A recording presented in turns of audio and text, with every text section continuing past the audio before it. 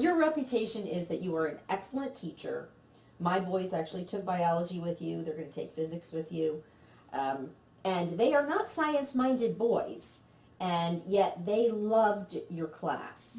So I am telling you that not to flatter you, but to learn your secret. Why are you such a good teacher in the sciences? I think that I bring my love of the sciences and my passion for it to my classrooms.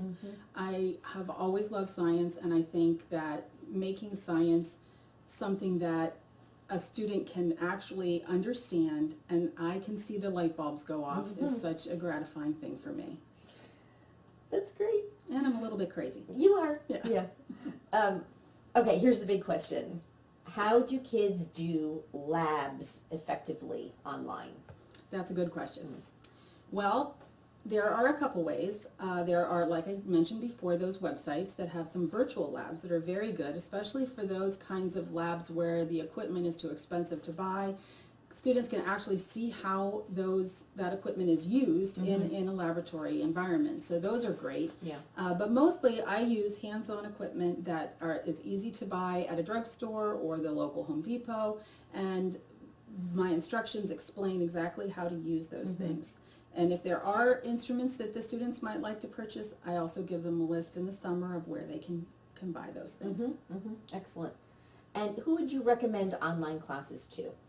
I would recommend online classes to anyone who doesn't have a local mentor person that they can help assist with learning science. Because having someone that you can just ask questions to when you're confused about something makes a world of difference for learning it. Is there anybody that you wouldn't recommend it?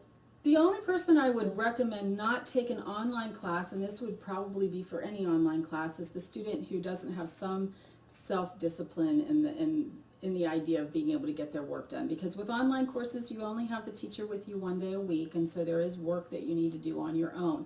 Teachers, I'm available to my students all the time through email, phone calls, Skyping, for any questions that they have, but they're still on their own a lot for learning it. We can talk.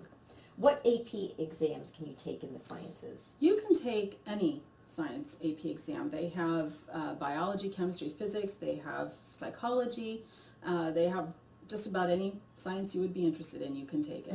And what's the advantage of taking either a pre-AP or an AP class in the sciences? The advantage of an AP class is that, especially if you are going, there's two reasons to take that. If you're going into the sciences, having that AP class under your belt will help you in college when you're taking those science classes, because an AP class is a college level course. Now, if you're not going into the sciences, taking the AP exam is great because then you get college credit for that. College credit, right. The pre-AP courses are great because they prepare you to take an AP course. Especially if you're going into the sciences, you don't want to just study for the test and take the test in as far as AP goes. They're very difficult exams, and having 2 years of that science under your belt is really going to be beneficial to you in the long run. Right.